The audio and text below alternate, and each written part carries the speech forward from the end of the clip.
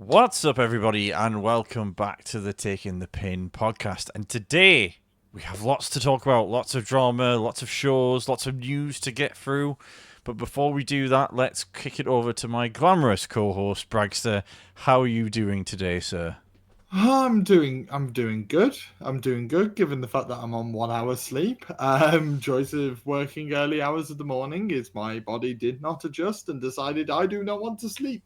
So here I am on 1 hour sleep and I'm very sleep deprived. So Connor crazy before, Connor now is sleep deprived crazy. And unfortunately, we've got me to try and keep you on the straight and narrow, which could go one of two ways. Okay, with that wonderful introduction, let's kick straight into the news. And of course, hours, and I mean literal hours after I was recording the last podcast, we had our first big reveal of where one of the big free agents was going to reside for the next few years.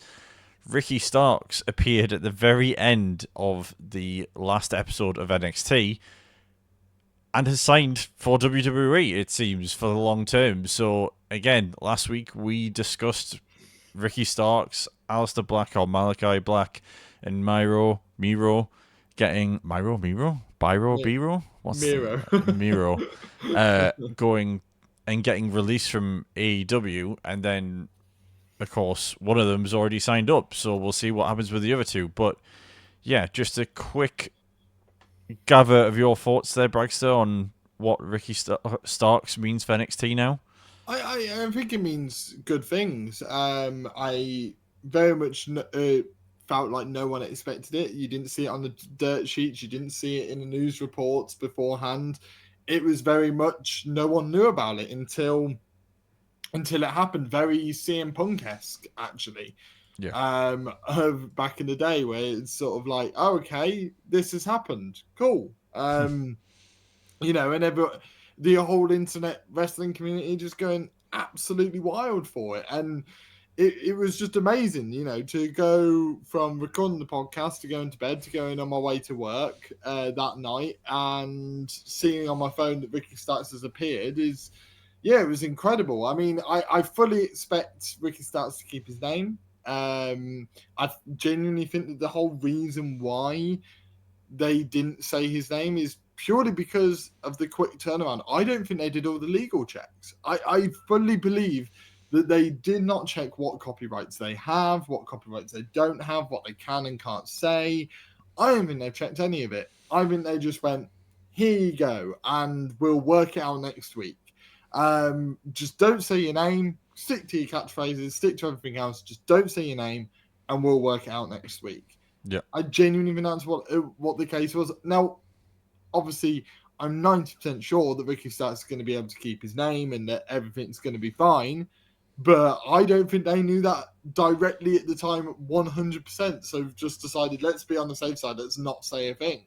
Yeah. It created an incredible moment that's very rare to see in wrestling where everyone's surprised. Yeah, absolutely. And it was all the better for it. Speaking of surprises and NXT, we obviously had Vengeance Day on Saturday just past.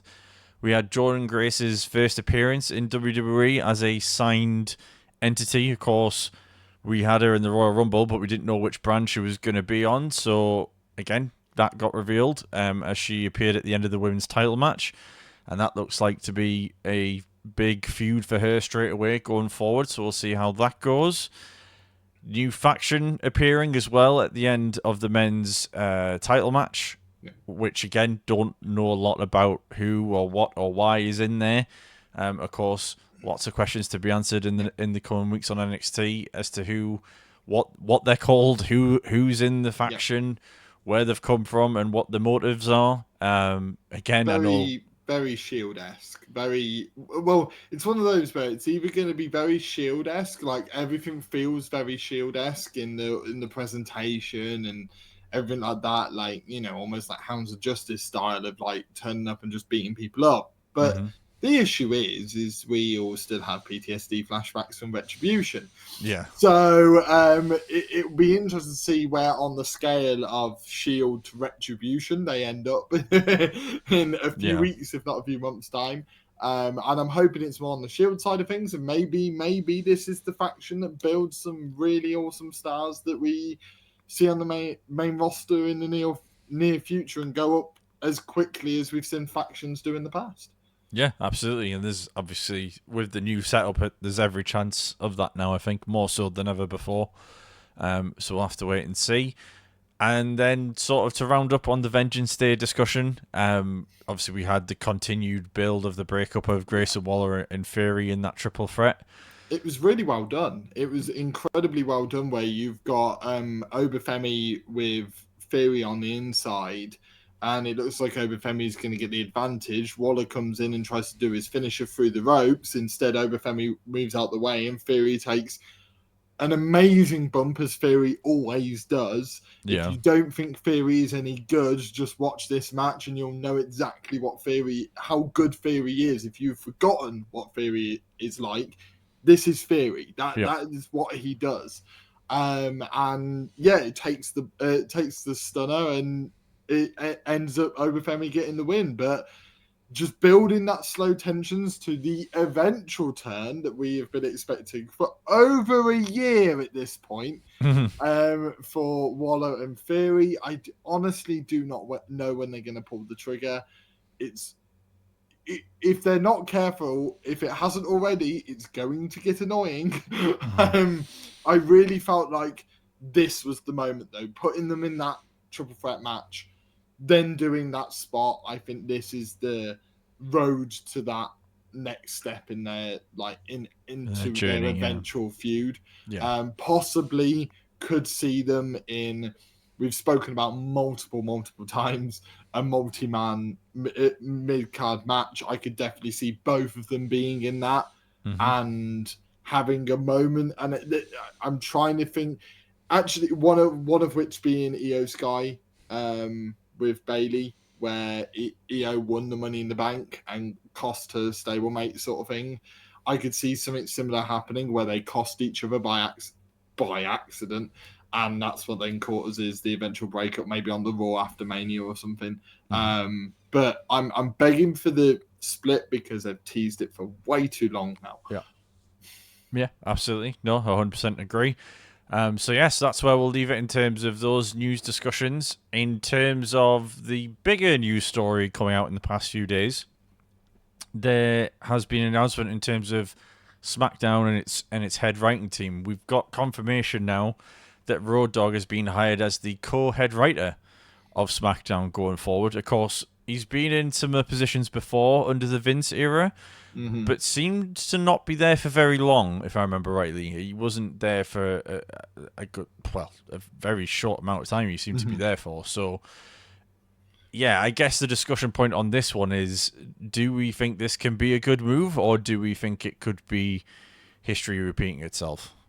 I think it's a very different era. I think that the only downside I would say to this is we have discovered a new kind of nepo baby, and it is, if you're friends with Triple H, you get an automatic job. Like we've discovered, you don't have to be the son of somebody to be a nepo baby. You just have to be friends with them.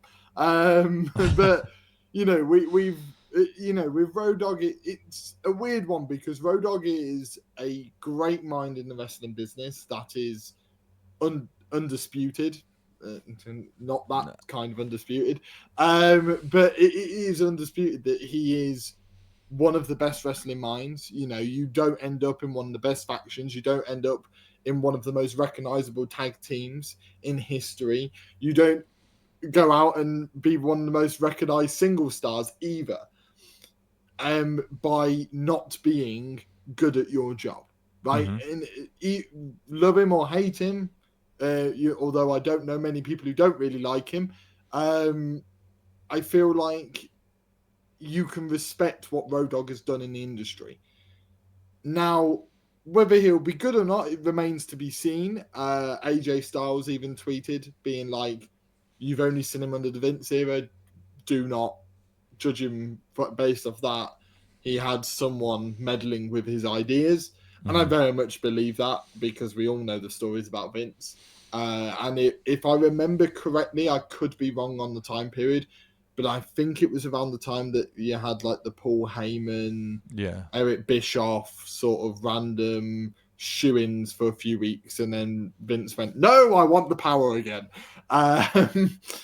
And yeah, I think we can't really judge him off of that. I think it'd be really interesting to see what sort of happens and how he sort of goes about it. I think, to be honest with you, I think if I was a comedy wrestler, I would really want to be on SmackDown right now. Because one thing Road Dogg is very good at is the comedy. He did it for his entire career. And while also being a comedic character, while also remaining respectable in the ring, and I think that could be really useful to some people. I possibly could this be part of the reason why R-Truth has moved over to SmackDown? Having those two just come up with wild ideas will be so much fun. But yeah, I think that time will tell, but he is one of the best minds in the business, despite being a slight Nepo baby right now. But I think you've got to respect him on that and believe that someone that's been in the business for so long is going to have good ideas. I don't know what you think. No, I don't disagree with what you're saying. I think there's a lot of people who've maybe jumped on it a bit too quickly.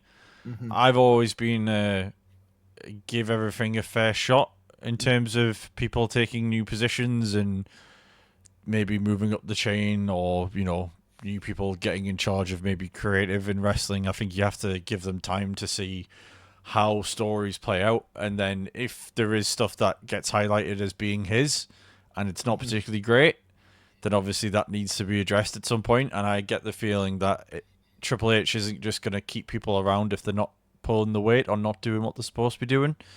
So I as much as people will say, oh, it's jobs for the boys sort of thing, I do think that with his history and with what he can obviously bring to the table, and he did a lot of work at NXT as well, when Triple H was there. So Triple H has seen him right in front of him in the flesh, working with these guys and helping develop characters and stories or whatever comes along, and he's been able to do it obviously to the level that Triple H wants him to do. So he's put him in.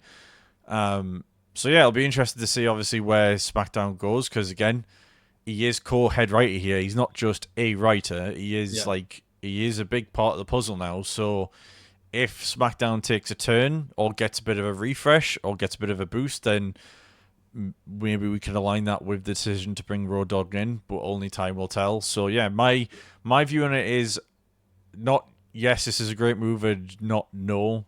It's not a great move. It's a wait and see, like it is with most things in wrestling. I think that actually with your reviews of SmackDown recently could possibly be part of the reason. Not saying you specifically, obviously, Triple H is not listening to this podcast.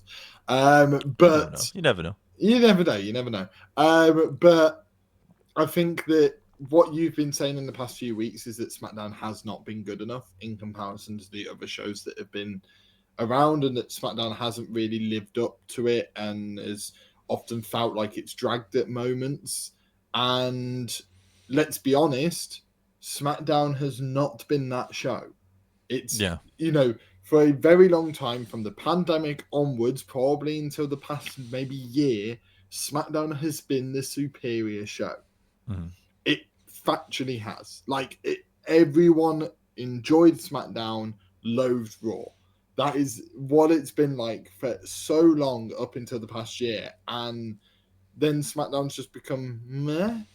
And maybe this is a way of going, okay, it's not living up to the hype. Let's refresh it a little bit. Let's give it some fresh ideas. Let's give it someone new at the top of the writing tree, and we'll, hopefully change the fortunes around and put SmackDown back on the map and back at its best.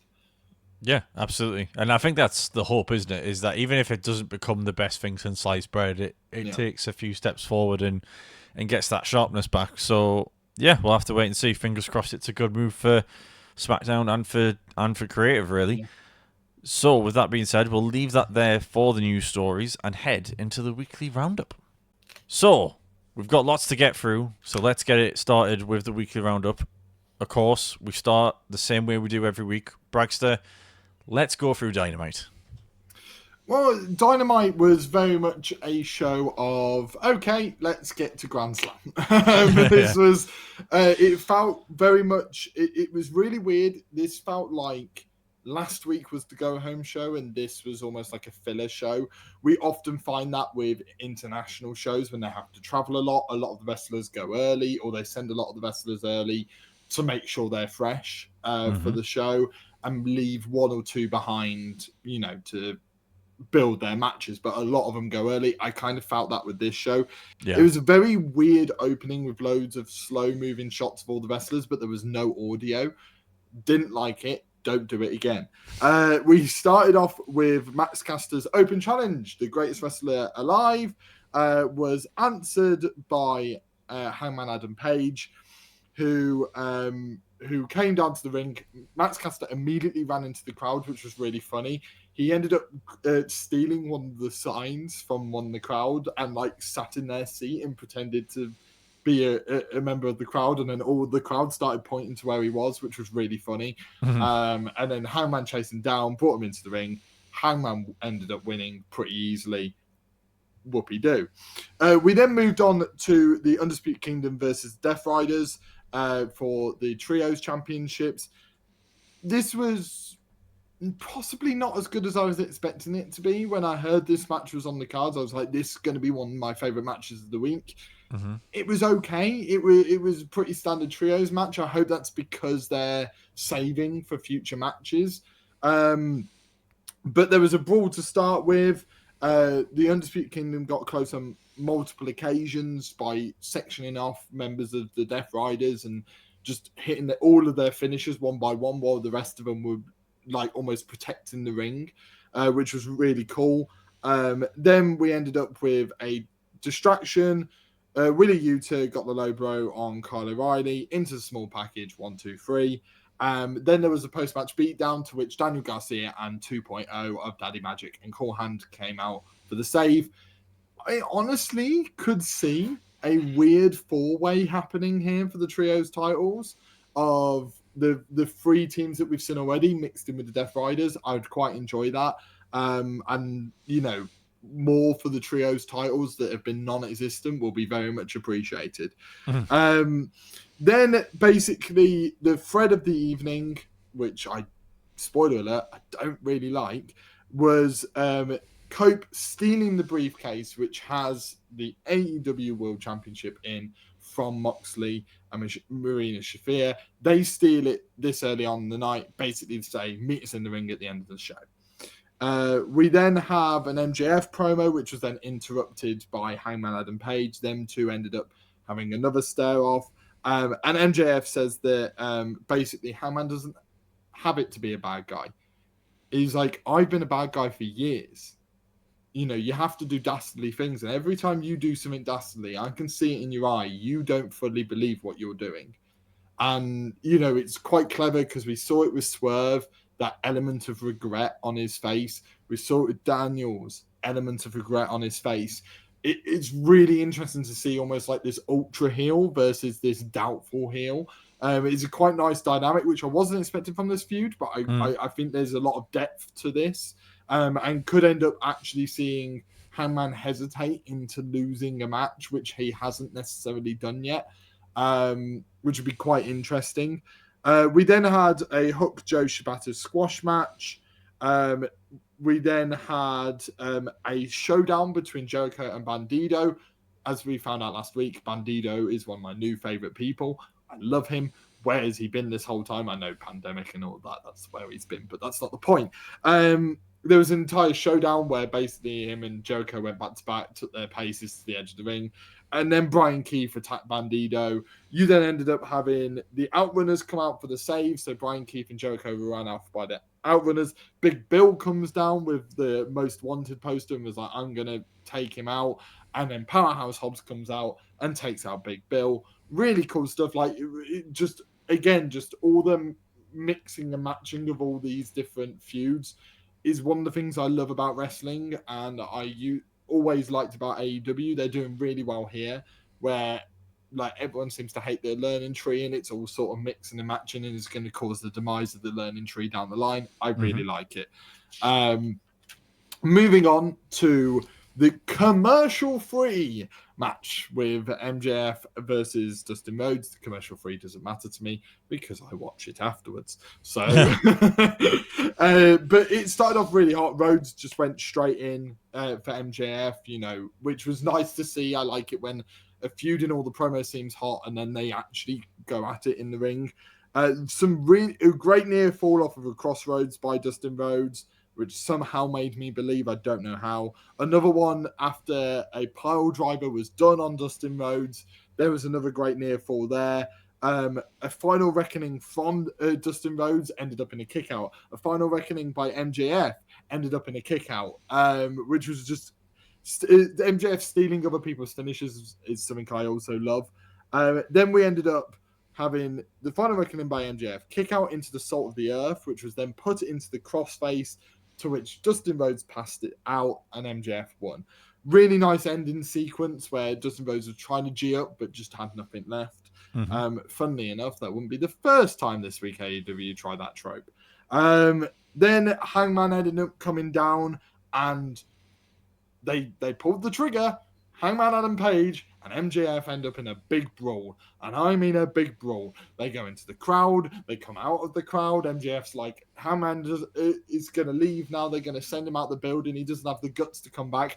Hangman comes back and then they brawl again. It's like a proper brawl. It was really good where the brawl's just not split in the middle of the ring. They like were going all around the outside of the ring to try anything to get hands on each other. Really, really good stuff there. We had a Megan Bain squash match. We then had Chris Statlander beat Penelope Ford in a nice back and forth match, to which Megan Bain then attacked Statlander after the match. We then have Harley Cameron just deserves all the awards. She's brilliant. We then have Harley Cameron do a promo and a rendition of the song of CEO, which is Mercedes Moné's theme. And she cuts this rap like over the top of Mercedes Moné's song. It's really good. And then it cuts and she's like, stop. And the puppet's like, obviously the Mercedes Moné puppet's there. Duh, if you didn't think it was. It's obviously. And basically the puppet's like, why are you stopping? And Harley Cameron does what everyone's said for ages. Does Harley Cameron have a serious side? Yes, she does. And it was right here. Harley Cameron ended up showing her serious side in this serious promo of, I'm glad you belittled me. I'm glad you brought this division up to the heights that it is, because it means that I have now worked harder than ever to earn my shot to face you in my home country of Australia, where I'm going to beat you and win my first title. It's just really nice stuff, really nice storytelling, where it makes you believe that maybe, just maybe, she can possibly do it in Australia. She doesn't. Oh, spoilers, people. Sorry. Well, you could say more on that later. Come on. No. We all know what happens. Then we have a match, a title match between the Hurt Syndicate and the Guns, aka the Old Gun Club. And there's a really cool moment where the crowd are chanting "Hurt People" for the Hurt Business, and then "Guns Up" for the Guns, and it's just going back and forth. Really good stuff. Really fun match. Really enjoyed this. I'd like to see this again down the road. But the Hurt Syndicate pick up the win, and Cage and Archer have a come out on the ramp. That's Brian Cage and Lance Archer, for those who don't know. And of the Don Callis family. Thank you for explaining that, Bragster. I'm sure we didn't know. Well, I doubted myself for a moment. And then they have a stare down with the Hurt Syndicate in the middle of the ring.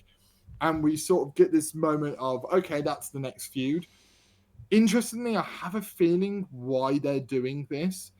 They've ran through Private Party. They've gone through the Guns. They're going to go through the Don Callis family. I have a feeling the Hurt Syndicate are not holding these titles for very long. And that's why they're having them go through multiple teams. Because I think I don't know what team it is, but they have a team in mind that is going to take those titles off the Hurt Syndicate. And I think it's happening sooner than we think, possibly even at Revolution, because there's no reason why you would have them run through so many tag teams so early on. So I think they've got a plan there, and I don't think the Hurt Syndicate are holding those titles for very long. That's just my personal opinion. And then we end the show with Cope coming out with the briefcase. He then grabs Spike, which is a terrible weapon because it's stupid. I really dislike this segment. Spike, for those that don't know, is a massive like four by four like wooden piece with a load of nails stuck into it. Right? Number one, no one is going to get hit with Spike. Why? Because Spike is an unrealistic weapon that is just not going to be used. Because the comparison is Barbie, which is Mick Foley's weapon of choice. Difference is barbed wire is used all the time. You don't throw an entire nail at someone's head. That doesn't happen. It would be effective, though. It would be effective, and that's why it doesn't happen. Unless you're in GCW and you're an absolute lunatic, it's not going to happen. So I do not believe for a single second when he is holding that weapon that he's going to actually use it. Therefore, my disbelief is gone. Completely gone. The moment he's holding that weapon, he then basically says to Moxley, if you don't come out and accept my match for Revolution, I'm going to smash this briefcase and I'm going to take the title, basically.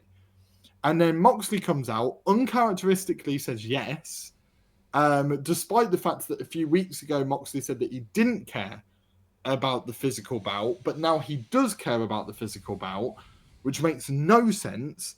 I have so many issues with this segment, if you cannot tell. Moxley then accepts the match at Revolution, which is, again, uncharacteristic because all he's done is stolen a briefcase. What are you, a child? It just makes no sense. And then it ends up in a mini brawl where, basically Cope goes, I'm going to show you how much I care about the AEW Championship. And then he proceeds to drive Spike into the briefcase, which says to me that he doesn't care about the championship, which therefore defeats the point of him going for the championship because it makes him look like he doesn't care about it. And it just contradicts everything. This entire thing contradicted everything we've led up to this point. And I've given the benefit of the doubt. I've been excited about this story. And they managed to almost ruin it in one segment. I really, really dislike this. It was, for what was a solid show, I really disliked the ending. Really badly.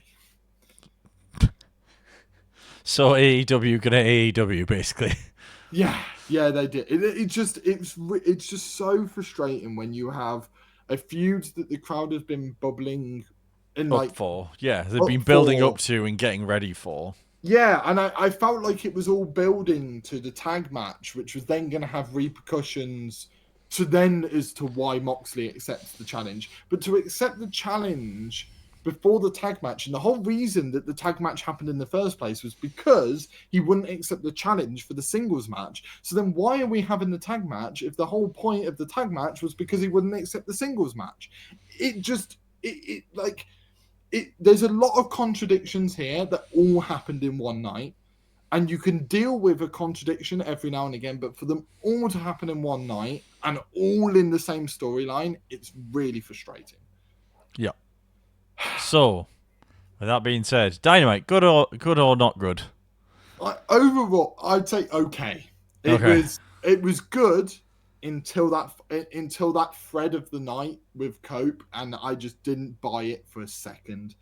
From the moment it started to the moment it finished, and when that thread is the entire show, is that thread, it has to take away from my overall score. But the rest of it was good. There were some really good moments.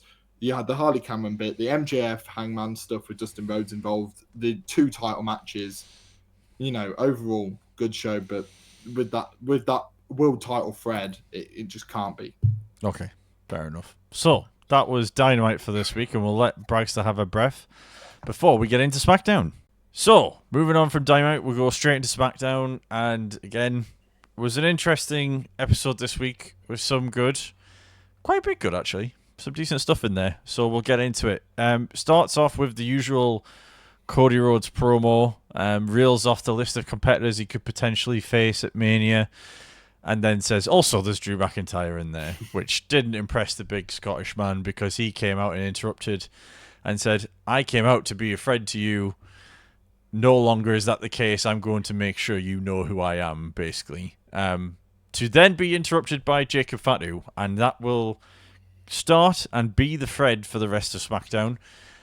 Fatu coming out essentially saying that he's going to get that title back, win the Elimination Chamber, go to Mania, get the title back in the family, yada yada yada. Cue to the Autotron, and there is footage of Solo driving in and parking up in the garage, to which Cody steps to the ropes after last week's antics. Fatu then puts his hand on him and says, if anyone's speaking to him, it's going to be me. I want answers and I want them now. And then we cue to the next part of the show. So that starts the thread. I wouldn't have normally kept that in this review, but I felt like because of Fatu coming in at the end and then it leading into Solo, it made sense for me to bring it up. So we then go into the first qualifier. Naomi qualifies for the Chamber, which we all expected. She was facing Chelsea Green, and Naomi is now in there. And we now have 5 out of 6 at this part of SmackDown. Then we have Fatu and Solo talking to each other backstage. Solo admitting that he's done wrong and that he's let the side down, as well as, obviously, Jacob. And then he grabs his arm and tells Jacob, I love you. So Jacob's kind of like looking at him, mean mugging him, and then walks away. And then Tama looks at him and then walks away. But it did give me that sort of thing of maybe Solo has picked up some more of Roman's mind tricks of like keeping people close and trying to get them to stay on his side. We'll see if that works out in the long term, though.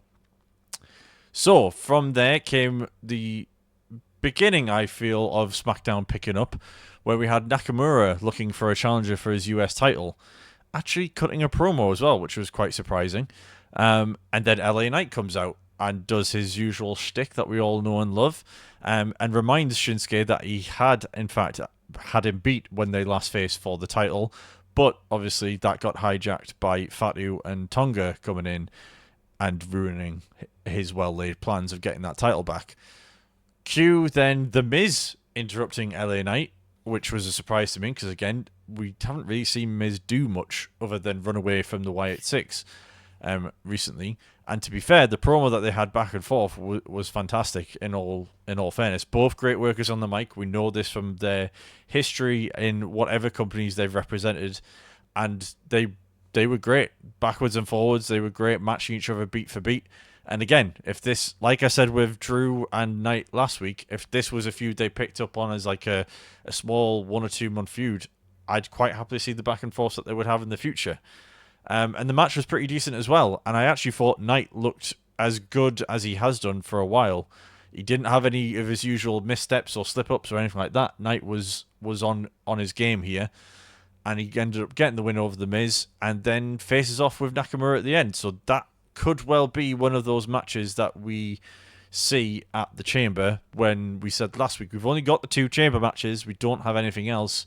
This could be well one of those. And I would enjoy watching that again without a silly DQ at the end like we got last time. So, moving on from that, we then had the much advertised match between Nia Jax and Tiffy for the Women's World Championship. And to be honest, the match was building up really nicely. I feel like it started out with Nia dominating, and, you know, she's the powerhouse, you would expect that. Tiffy was very much working from underneath, trying to get some momentum going. And then just as it seemed like Tiffy was getting into the swing of things, Candice comes along and gets the DQ. A brawl breaks out. Nia and Candice are trying to beat down Tiffy at this point. And then, of all people, Trish Stratus comes out and tries to make a save, which Nia quickly squashes and says, nah, not this time, and basically leg drops her. And to be honest, I wasn't unhappy with the finish because I said it last week. I always felt with Nia and Tiffy you had a feud there which you could build on. Doesn't necessarily have to be a long feud, can be a short-term thing, but I feel like more than a one and done on SmackDown kind of made more sense to me. So yeah, that ending didn't displease me as much as maybe some of the other DQs we've seen recently, because I know there's more history that we can get from it, and there's more story we can get from it.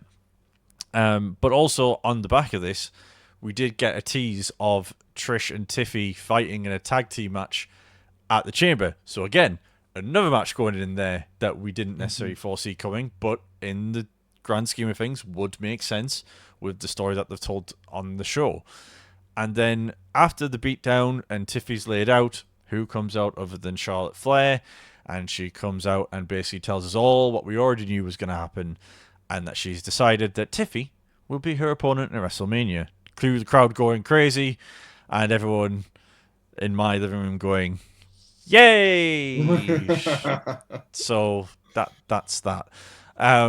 So yeah, so it's Charlotte and Tiffy at WrestleMania, which we 100% expected, and hopefully, fingers crossed, is going to be a banger of a match as well. So the last little segment before we get to the main event, we had Nick Aldis showing footage to Naomi and Bianca of Liv and Raquel leaving the scene of the Jade attack.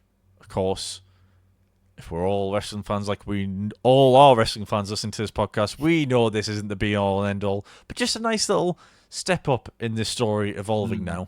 So, again, Bianca and Naomi are going to go give Liv and Raquel what for on Raw on Monday, and we'll have more on that later. And then we got to the main event, and it was the final Elimination Chamber quality match of SmackDown before we get to Raw, and it was Priest versus Fatu versus Braun, and I just have, quite simply, all caps, big men slapping meat. That's all I need to say about this, ladies and gentlemen. It was a great, it was a fun match. Like, again, not everything has to be a 5-star classic. I think big guys just throwing each other around and just causing as much damage to the nearby furniture as possible sometimes can be fun of its own accord, and this was very much that. I mean, I think there was a segment where it was like Fatu did a Samoan drop, suicide dive, and then was it a moonsault or something like that? There was just so many different things that they were all doing to each other, and again, like I've said before about triple threats, sometimes can be good, sometimes can be, I can't say the word I want to say, but not so good. And this was very much on the good side, and I think everyone played their parts really well. Bit of typical hijinks at the end when they've kind of teased things at the start, and they've had that thread all the way through with Solo coming back and Jacob not being happy with him. And that ended up in Priest getting the pin, so Priest will be going to the Chamber.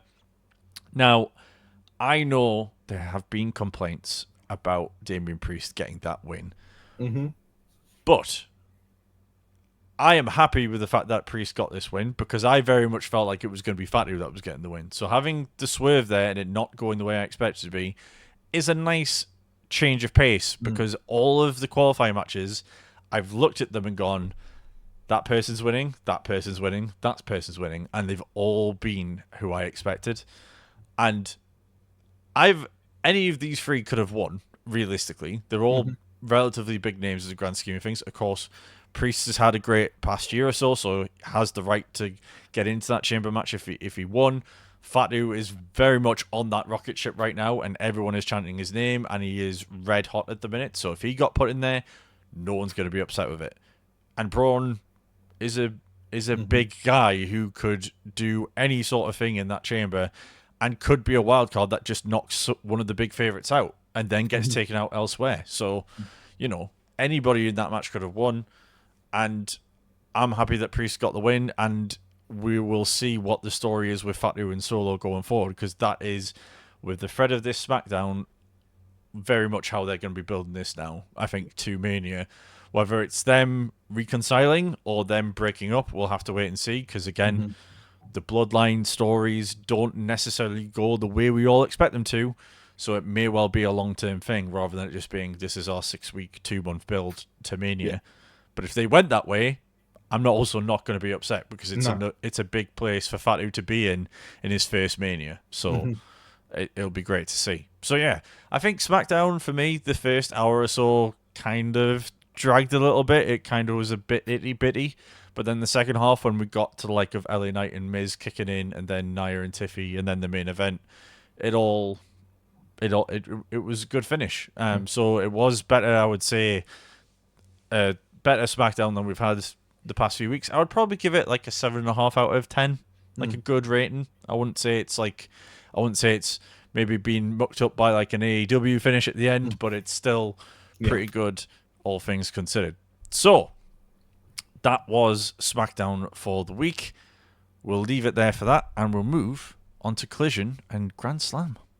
SmackDown is done and dusted. Dynamite is done and dusted, and as Bragster said about Dynamite, it was really just to get to Collision, because that was kind of the big one, really, wasn't it, this week? Grand Slam Australia, Bragster, take us through it, and also, whilst you're at it, let us know how your predictions went, because we obviously had those quick predictions at the end of last week, and I know you've definitely got one wrong. Yes, I did, which is fun. But yeah, this was like a mini pay-per-view. It was kind of weird, sort of vibe to it, where it was pitched as Collision. Everything felt like Collision. You had the music of Collision, but it was all a different feel and all a different look. And, you know, it was one of those weird ones where you kind of like, okay, like, this is Collision, but it's also, it feels like a pay-per-view. It's a bit odd. But, like, it kicked off hot with Takeshita and Fletcher versus Ospreay and Omega. They went full-blown, let's go for it. So it kicked off with a hot start between Fletcher and Ospreay. Everyone sort of noticed, and I'm going to get this out the way now, the ring was smaller, right? It was, yeah. It was smaller. Those of you moaning about the ring being smaller, get a life. Like, quite frankly, like, as long as the wrestlers are happy with it, who cares, right? Like, who cares? Because as long as the wrestling is good and the wrestlers are happy, who cares? Because the size of the ring only affects the people in the ring. Quite plain and simple. It affects no one else. So get over it. So there. Yeah, exactly. And it didn't affect this match at all. If anything, it probably benefited because I didn't have to run as far across the ring to do their flippy stuff. It was great. And you ended up with Ospreay at one point getting cheered over Fletcher, obviously Fletcher being the hometown boy, and you just had the fans just chanting for Ospreay, and Fletcher just like losing his mind, being like, "I'm from here. What do you mean?" And like it was just really good, and like to manage to build a heel where he's getting booed in his own home country, it just shows how good they have built this feud up. Reminds me of Mariah May at Wembley when she got booed.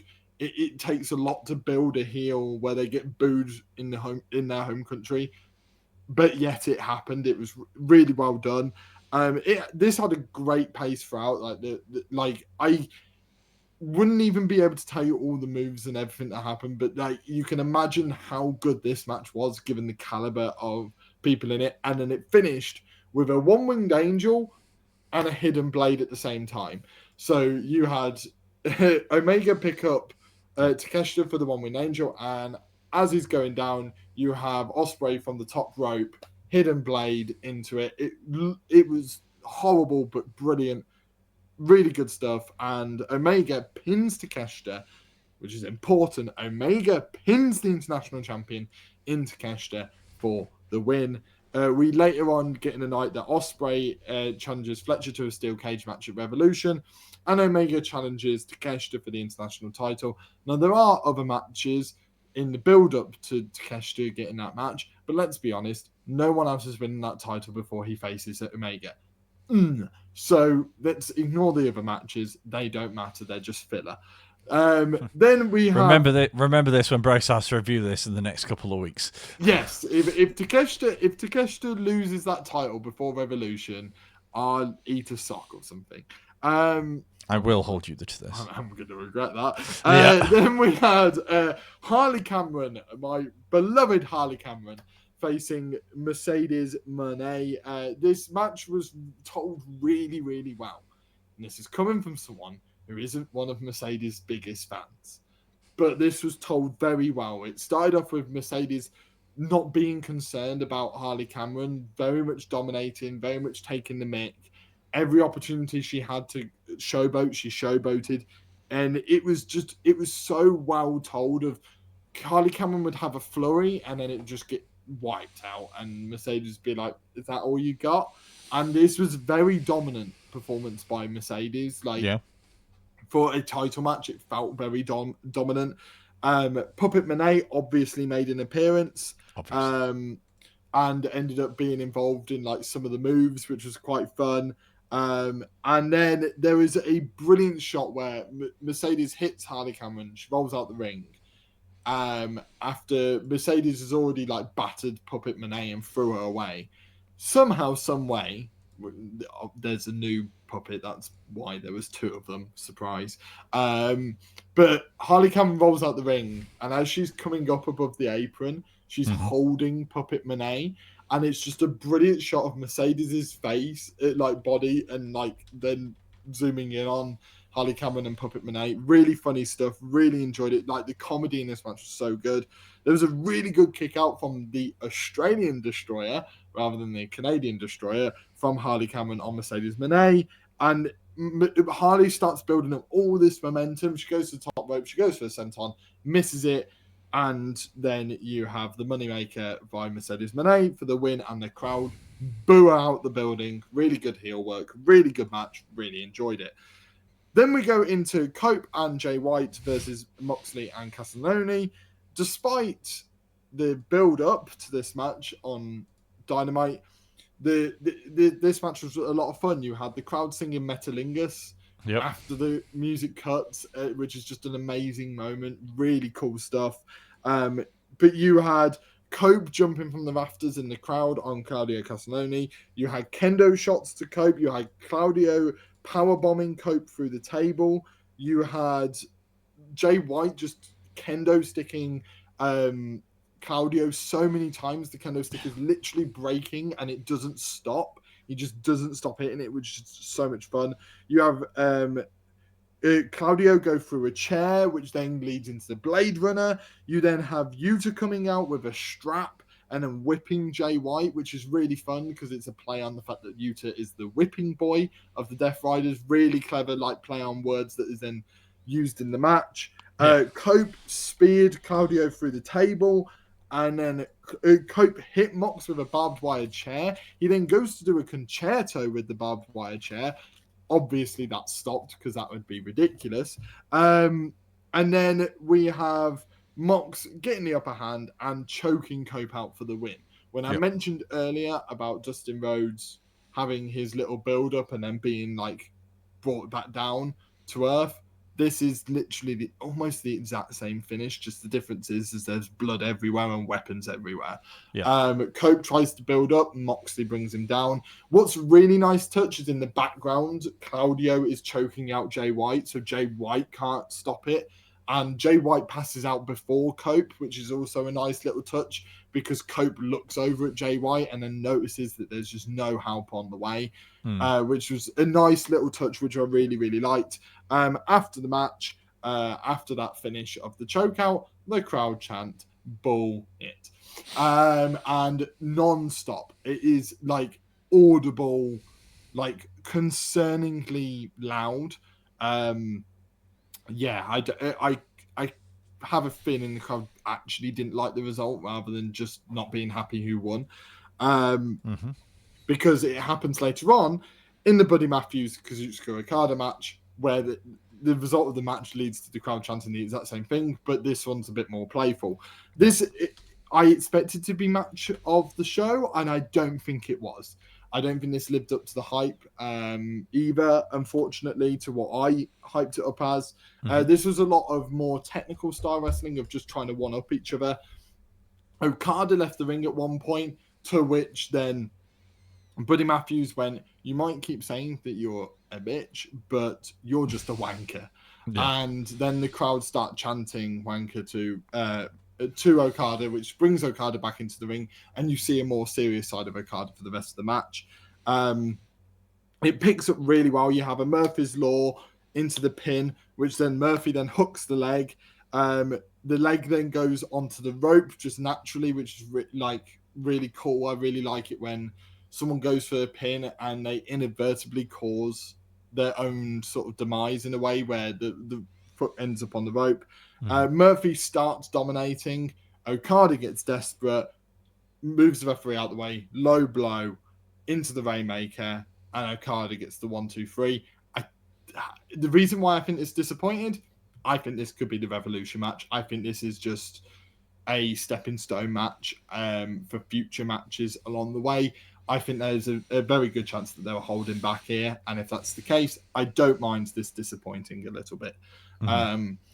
But yeah, Okada gets the win and retains his title. We then head into the main event with Mariah May and Toni Storm. It's an amazing entrance. You have so you have Mariah May in the ring. Luther comes down the steps and is pointing at Mariah May. Then you have Toni Storm's original music hit of Old Tony, and then it morphs into Timeless Tony's music as Timeless Tony makes her way down to the ring. It was really cool. The crowd are chanting Toni Storm's name through the roof. It's just brilliant stuff. You then have a chant of "Rip her tits off," which is just brilliant. Exactly what Timeless Tony's all about. It's really good stuff. You have Storm put on a submission. Mariah May ends up biting her to get out of it. You have Mariah May hit a finisher on the outside of the ring. Mariah May hit a missile dropkick from the top rope. You then have Storm hit Mariah May's finisher, which leads to a kick out. You then have Storm hit 3 hip attacks, a Storm Zero, and a kick out by Mariah May. You then have 2 Maydays from Mariah May into a kick out from Toni Storm. You then have Toni Storm running powerbomb into a Storm Zero. Mariah May rolls out the ring. Really good stuff again. And in the end, you have a Storm Zero from Mariah May. And as Mariah May's lifted her up, Toni Storm rolls her up for the 1-2-3. It was very rare you see a roll up in a main event to win a title, but it worked because of the location and who it was. It didn't matter what the finish was as long as Toni Storm won. It was a really good way of keeping Mariah May strong, ready for round 3 down the line. Really enjoyed the match. I was expecting this match to just be a meh match. In the end, it rightfully earned its main event spot away from who was actually in the match. It was a main event standard match, which was really enjoyable. It meant that these two actually got to showcase what they do. Yeah. And for those keeping count, that means Connor got 4 out of 5 predictions correct. And the only reason he got one wrong is because AEW don't know how to book their main event division right now. I fully believe my booking was better than what they ended up doing, as the crowd rightfully chanted bullshit to what actually happened. I think there's a reason why the main event scene was in the middle of this card, and it was because I just don't think they fully are behind what's going on, and all of the build-up right now is leading to Cope winning that title, which makes no sense in the current storyline. The current storyline is about Moxley keeping the title and having the young guns of AEW step up to him to take the title off of him. If then Cope ends up taking the title off of him, what's the point of the story in the... Moxley could always win it back, you know. Yes, but it makes no sense. It would be like Roman having that long title reign to then lose it at Crown Jewel to like a Logan Paul. Like, it makes no sense. Hey. If we were in the Vince McMahon era, that would have happened. I'm telling you now. Yes. That's not... And that was called bad booking. So therefore, I am calling out this bad booking. I just, everything apart from the main event division is really good in AEW, and this show showed it. Really good stuff. Really enjoyed Grand Slam. Few of the matches disappointed in comparison to what I expected, but again, I feel like they are building to Revolution more than this. We have to remind ourselves this was not a pay-per-view. This was a TV special. True, but you put that in hand with what happened at the end of Dynamite. Like if for example they were just going into this with just the tag match, you could go, oh, they're twisting it a bit. There's something different coming with the story. Because of how they've set up the singles match was set up needlessly. Yeah. Like, there was no need to do that. But hey ho, I'm not in charge. You could have had for something happen in this match, like for example, them take out Wheeler Yuta. Like if let's say Wheeler Yuta came down and then Cope and Jay White destroy Yuta, you could still have Moxley win the match.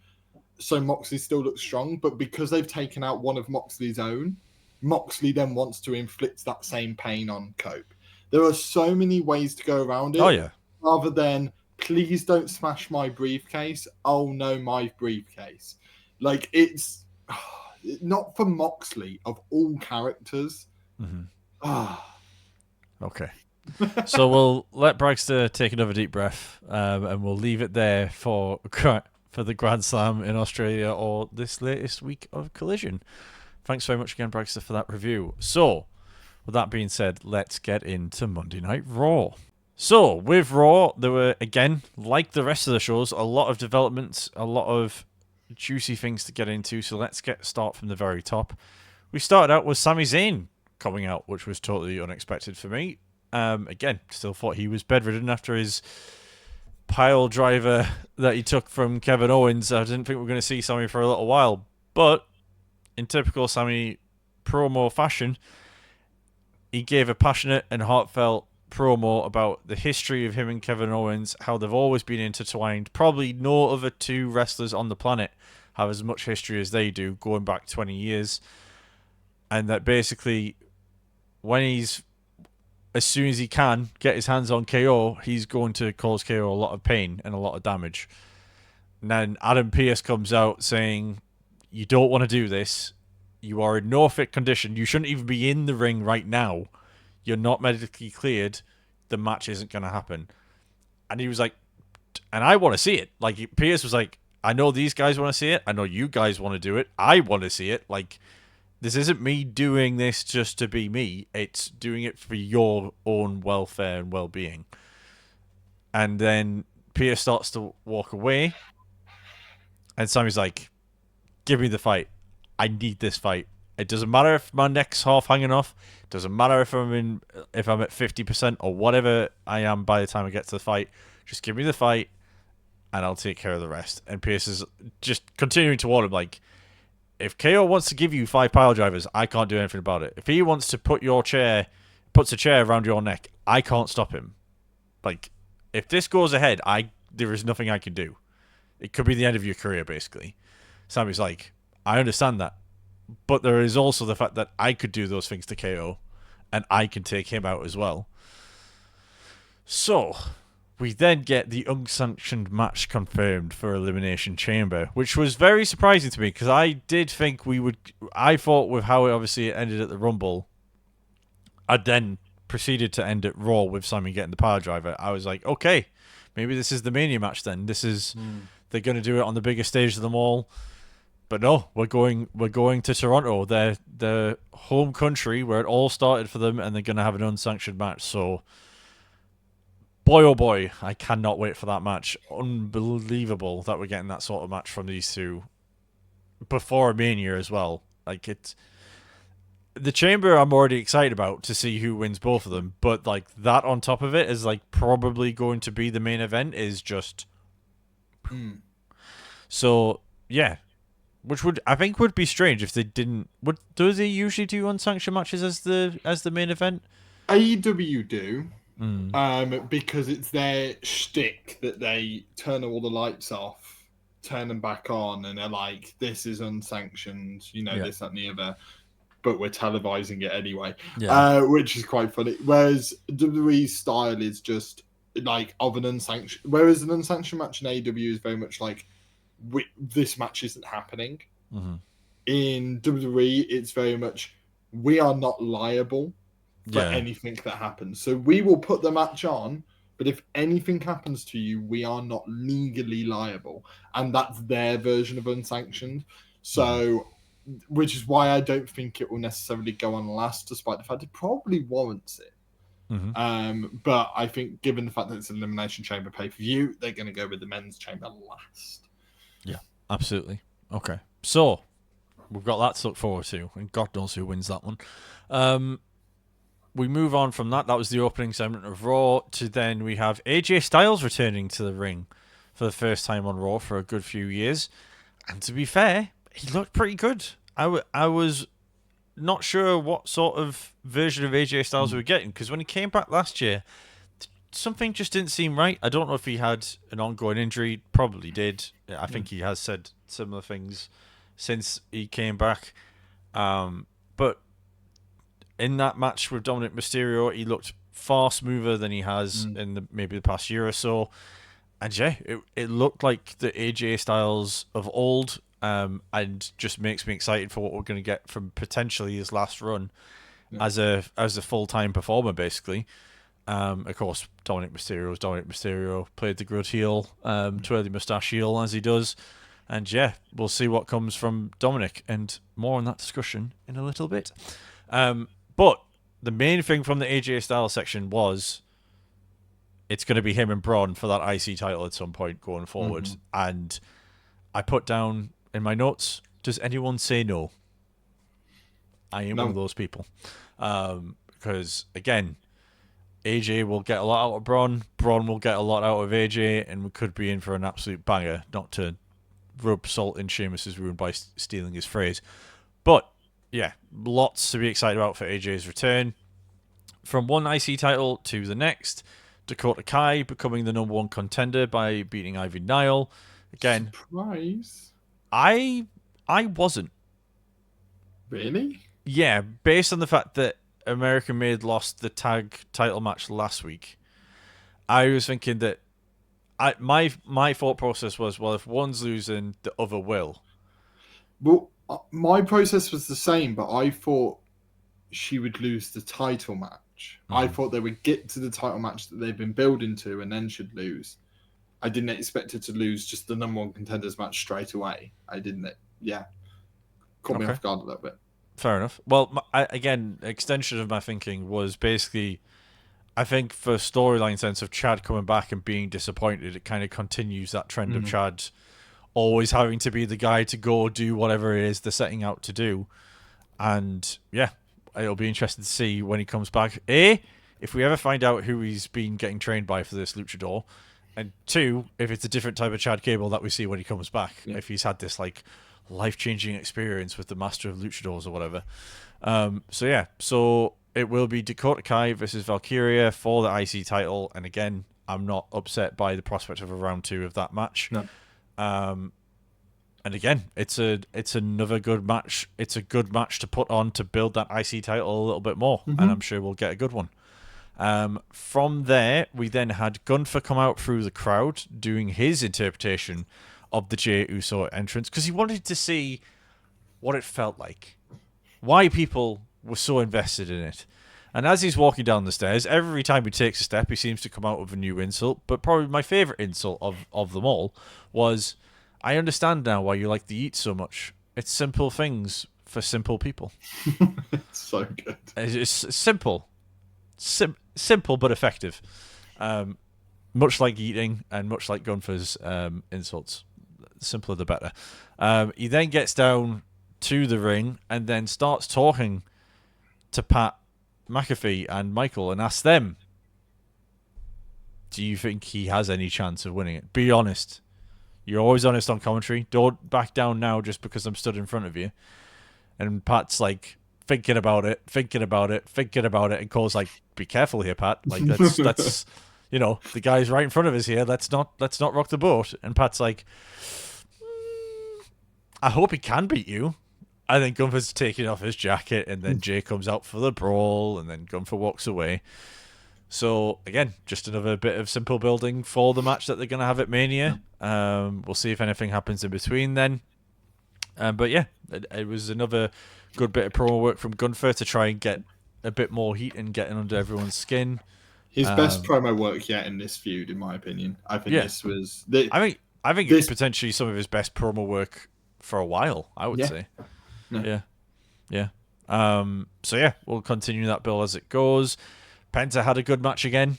Shock. Against Pete Dunne. I know, it was mind blowing. And then there was a bit of backwards and forwards with Ludwig Kaiser and Dunn. Again, their squabbles continues to happen, and then Dunn and Ludwig Kaiser got taken out by Penta at the end, so that probably means they're going to team up to get rid of this luchador if they can. And then, second to last match of the night, we had Roxanne winning her chamber match versus Raquel. Bit of interference towards the end with Naomi and Bianca, but I think they're doing it the right way with Roxanne, where they've made her look really good at the Rumble. They've made her look good here. They're continuing to promote the fact that this is very much like a euphoric rise she's going through. So, not going to be surprised if she has a really good outing in the chamber as well, to be honest. No, and I hope she does. My only thing I would say is the thing that ticked me off wasn't so much Roxanne getting the help, it was how quickly from Roxanne winning to the camera no longer being on Roxanne. Yeah. And no longer being the focus. Like, that win for Roxanne should have been put over so much more than it actually ended up being. Like, I don't mind the interference, because that's where that story's going with the tag titles. I didn't mind that. It was not letting Roxanne have her moment for her main roster win that gets her to the chamber. It felt really odd to just immediately be like, oh, Roxanne's there. Bye. Right, now the tag stuff. I felt like it was done too quickly, if you get what I mean. Yeah, absolutely. It wasn't, to be honest, it wasn't something I really picked up on. I think I was just in the throes of watching it, and obviously knowing that Bianca and Naomi were out there, they were going to pan to them for getting the revenge. But again, with the hindsight, like you're saying, again, I think she's getting enough of a push. I don't think it'll hurt it too much. Because again, we've got a couple of weeks now to the chamber match where they can do a couple of packages or a couple of promos or whatever with her, or maybe even a couple of matches with people she's going to be in the chamber with to sort of build her even more. But yeah, no, I agree with that final point you've made there. But yeah, we'll see the build of Perez through the rest of the year, I'd imagine, because it's going to be a good one. So with that being said, again, we get to the end of Raw. And do you know what we got at the end of Raw, Bragster? That we've had pretty much since the start of this podcast. I don't know. What banger. Absolute banger of a match. Seth versus Finn for the final place in the Elimination Chamber. Oh, I forgot to mention that about the Roxanne match as well. That's also all of the women confirmed for the Chamber match now. Much like the women's, the men's, this was the final Chamber quality match. Seth versus Finn. Again, two really good candidates to get that last spot for different reasons. Seth, to book his ticket into the main event of WrestleMania and get a title shot against Cody and finish off continue their story that they're having over the years. Finn, to really show that he's now the boss and the guy in Judgment Day and to be everything that he's wanted to perceive to be, essentially.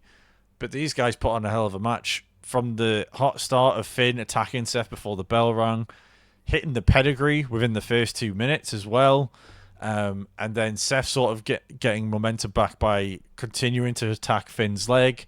And again, everything about this match was great, and I wasn't surprised. That was the great thing, because even when Finn did his shoulder, and in 2016 at SummerSlam, that was still a good match. So regardless of if they're carrying with one arm or they have all of their abilities of all their limbs, I know it's going to be a good match. And that main event did not disappoint. And a nice little touch towards the end as well, with the Fireflies coming out as well at the end. As I believe it came up on my Twitter that it was 2 years, I think, on the day or close to the day of Bray's last TV appearance, which was a nice little touch as well, which was lovely.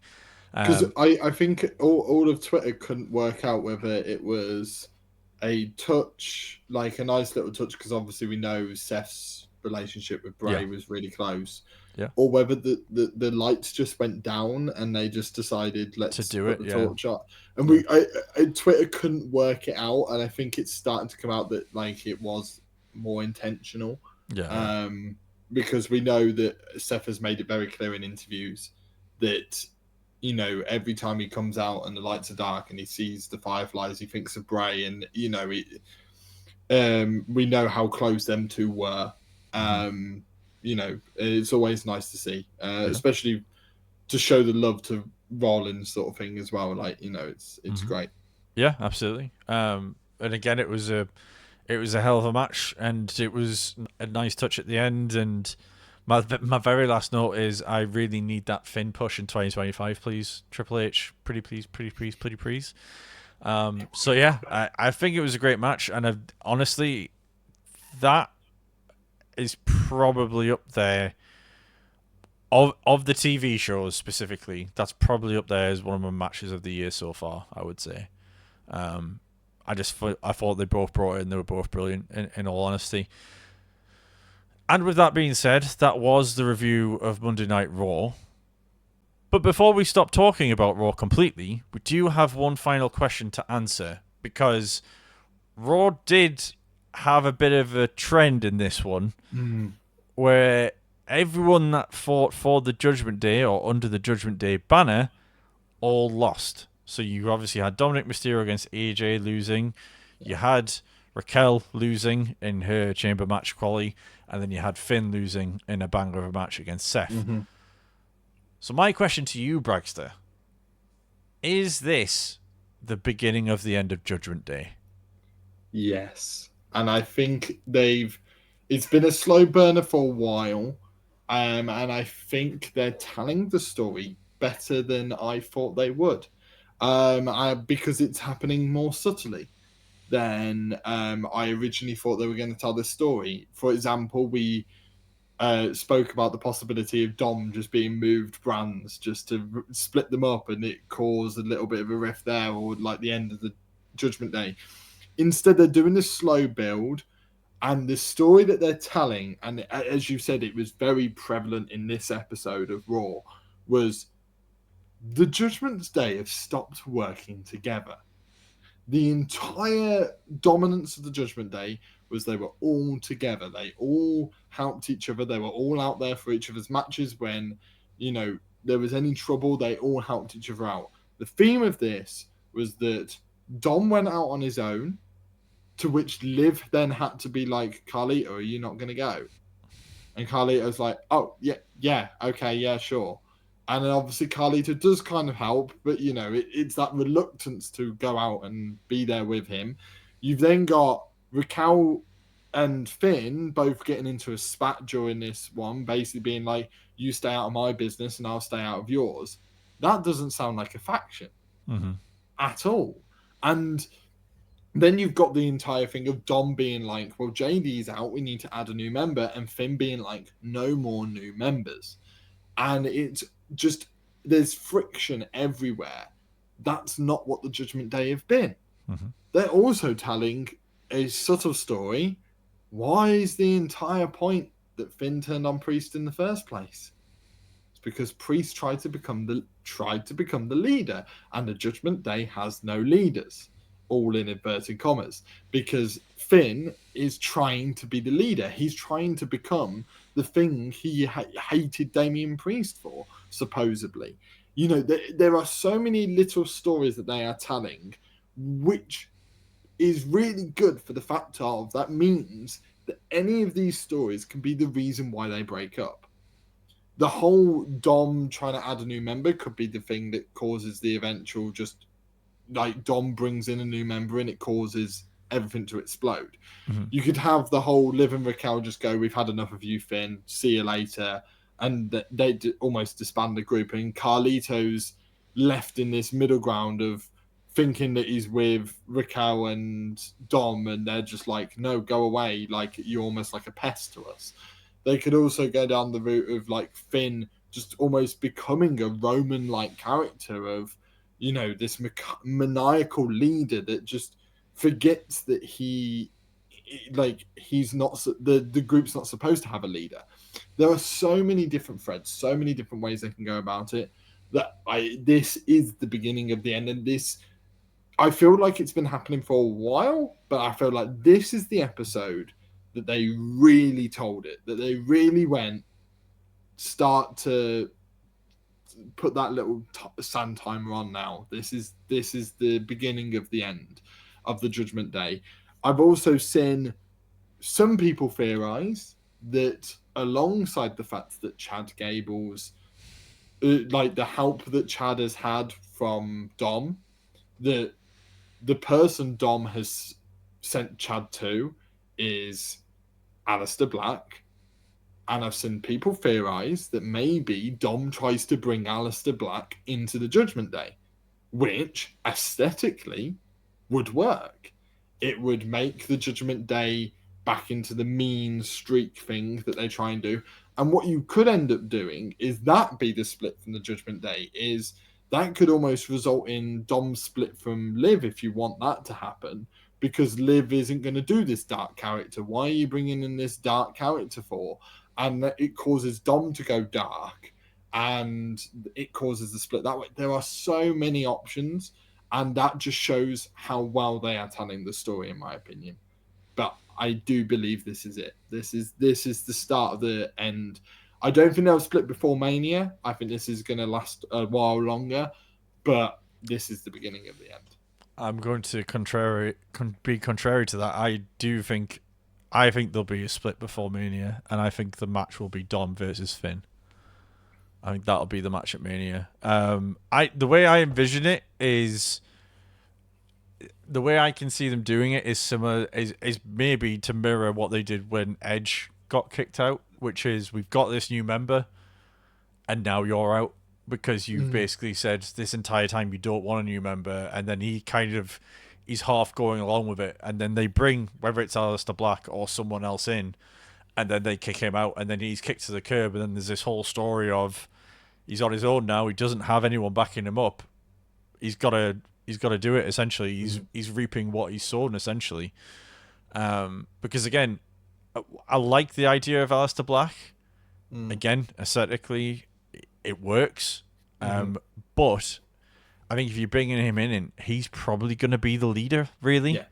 And if Judgment Day isn't about having leaders, then, unless they're changing it and they say, to get this to work, we need someone to take charge, which is a way they could go as well. But I would quite like to see that sort of, we've got this new guy in, Finn's really excited about who it is, Aleister Black comes out, and it's like, oh god, we've got Aleister Black, this is amazing, and then it's like but you ain't sticking around here, you're out, and then Black takes him out, sort of thing. Well, you could very easily do it with the fact that Black has one of the best out of nowhere finishers out there, which is the Black Mass. Yeah. You could literally have this entire thing of like them bringing in a new member. It's Aleister Black. The crowd go crazy, and they try and convince Finn that everything's okay, and then Finn's like fine, and like ends up like some sort of weird hug or something, and then just bang, Black Mass, and the crowd just go, "What in the world has just happened?" I could definitely see something like that happening. Yeah, definitely. I do think. I think there's going to be callbacks as well, like we've seen throughout Triple H's booking. There's little touches that he puts in there that you don't necessarily think of at the time, but then when it happens, you're like, oh, okay, this was foretelling this was going to happen, or this was sort of the red flag we all should have seen coming. And I do think there are things like that which he'll tap into, and it'll be interesting because I don't know if it's... The only reason I don't necessarily see... The one way I should say I don't see it working is if they're trying to make Finn a babyface again. Yeah. That's the only thing. Whilst if you kick Dom out, I could see that. I could see Dom becoming the babyface and he becomes that underdog. He can still be a slime ball. Like, he can still... He can have that Eddie Guerrero about him where he's cheating to win, or, he is trying to sneak his way by and wins or whatever, but he gets away with it, and that's fine because he's our underdog now. But with Finn, I think it would take a little bit of convincing. But again, if you do the kick out and the turn the right way, there's no reason it can't work, I guess. But I agree. I agree in that sense of like, I just don't think, I can't see Finn as a babyface. I've never been convinced about Finn as a babyface. I think that the Finn's best work has always been as a heel.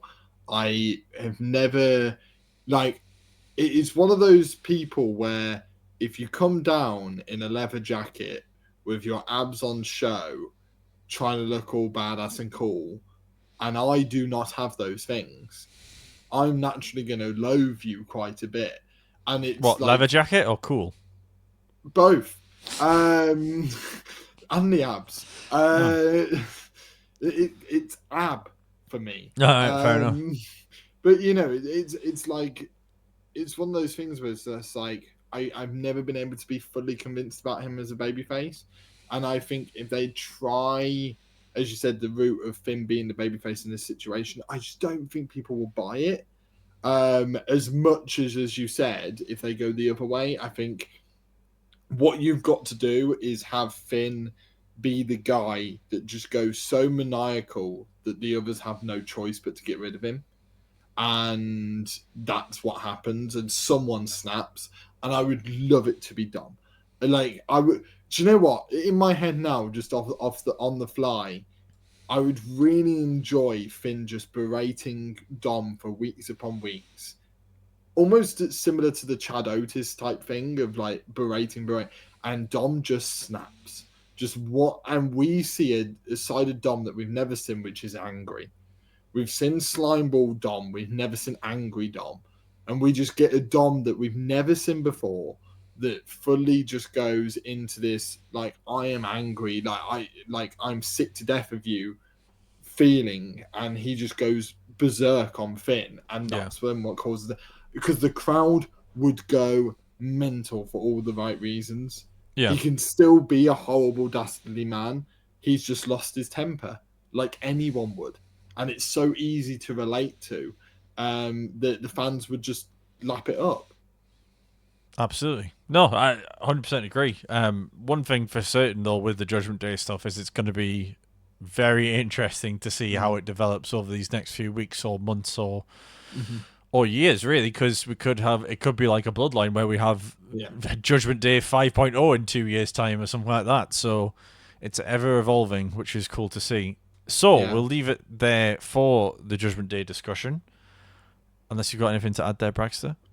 No, I just think that they've got to be important. I think it's highly important, like any faction, but when this is probably one of the best factions of at least this generation, they've really got to do the split well. You know, there are factions that don't do the split well, and it really puts a damper on things. Yeah. You know, and I would quite like to remember the Judgment Day being the Judgment Day, and so I really hope they do it well. Yeah, absolutely. I'm sure they'll give it the justice it deserves. So, with that being said, let's move on to Bragster's favourite segment of the entire show, which he's had to wait for a good hour and a half to get to, unfortunately, the poor lad. With only 1 hour's sleep, he's managed to make it through. What a trooper. Will Bragster be our favourite finish off with the wrestler of the week? Will he be our favourite wrestler of the week? Who knows? We'll have to wait and see. But here it is. Bragster's favourite segment. It is Taking the Pins Wrestler of the Week. Yeah, he's definitely only had 1 hour sleep with that announcement. Yeah. Okay, so Bragster, we'll start with you then. We'll get your vote out the way. Who is your wrestler of the week? I'm going to kick this off. Before I started this record, did not have a clue. Up until now, did not have a clue. This is the toughest week I've found to single people out, because I don't personally think that there's been like every week I've always had one or two where I can go, in my head I think of wrestling this week and I think of you. I don't necessarily have that this week, which is one of those which could either be that everything was good or everything was a bit meh for me. But ultimately, I'm going to give the flowers to somebody who I wasn't going to, but when I was speaking about Grand Slam and I was speaking about how that show went, I feel like one person deserves credit for one of the best stories told in AEW right now in Toni Storm and Mariah May, who hasn't possibly gotten the credit that she deserves for the story that she's helped out.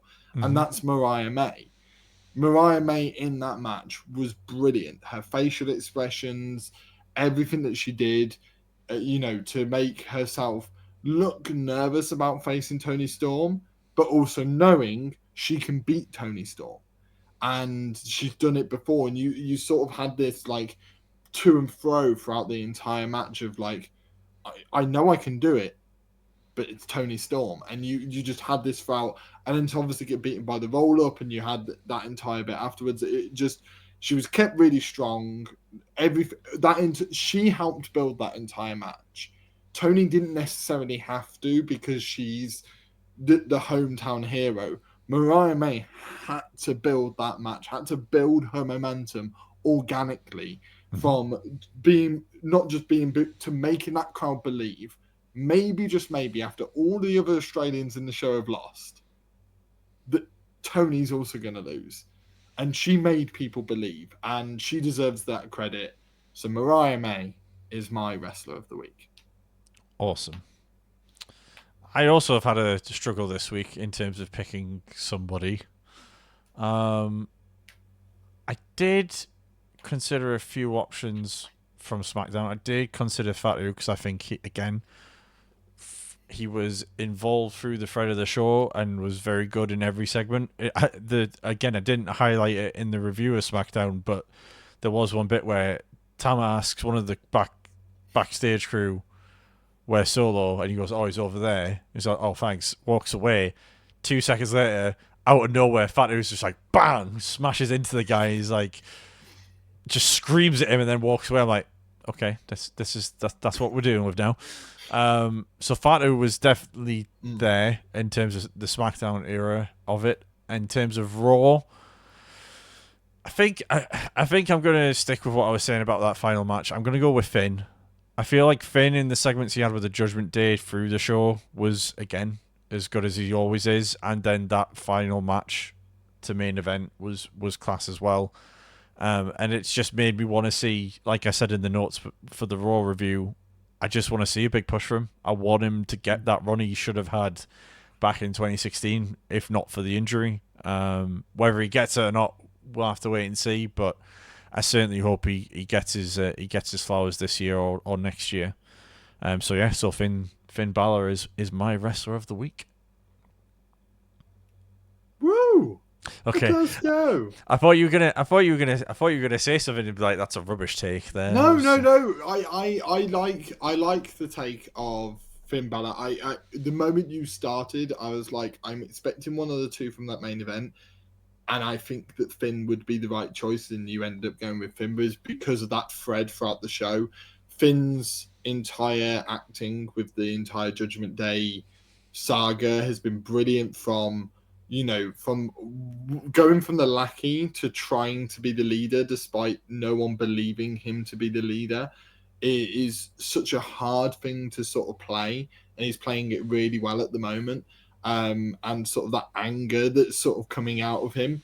My only concern for Finn going forwards, when you say about the push moving forwards, is I have a horrible feeling Finn Balor is your new Dolph Ziggler.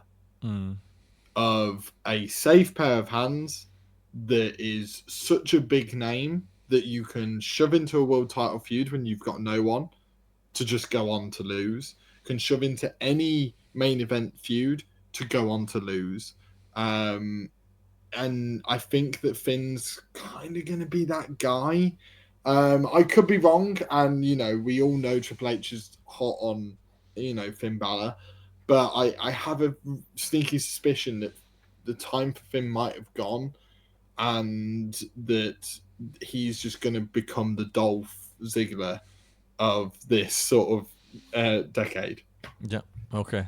No, it's a fair take. I don't disagree. I'm holding out hope that it's not, and I also think that Triple H is wise enough to know what he can get out of him. Obviously, he had that run in NXT and was one of the first runs I ever watched as a wrestling fan. Because again, the NXT that I started, when I started watching wrestling in 2015, it was really the sort of peak period of that black and gold NXT period when you had Samoa Joe and Finn battling it out, and that some of my favorite memories of NXT are Finn as champion, and I just think we were robbed of a massive run with Finn as champion on the main roster. But I still believe we can get there. It'll take a lot to get there because of the players we've got now, but I know we've even just a little bit of a push. Finn will mix it up with the best of them, so that's why I'm holding out hope. But anyway, enough of my ramblings and my man crush on Finn Balor and his 15 abs. We'll leave it there for Wrestler of the Week, and we'll leave it there for the podcast as a whole. You've managed to survive another week of the podcast, Bragster. Well done to you, sir. Go me! Sleep deprived me. Didn't think I would go through this. I'm noticing more and more the bags under my eyes develop as time goes on. They don't go away as you get older; they just get worse. So that doesn't help. That doesn't help me. I wasn't trying to. So thank you again if you've watched all the way through or watched any of the segments, because we are putting up separate segments now on YouTube if you're wanting to catch them in bite-sized chunks. If you've watched any of these segments or if you've watched the full thing, thank you very much for making it this far. Don't forget to subscribe and follow on whatever platform you're on. Leave a comment. Who is your Wrestler of the Week? What was your favourite match of the week? Would love to know. And what did you think of AEW's booking? Did you think it was as bad as Bragster said in that final segment of Dynamite? I don't want to give him PTSD here, so I'll leave it there. But with that being said, we'll sign off and we'll catch you next week, where I don't think there's any big shows ahead, is there? Is there? No, there will be no need to do predictions for any big show, right? No.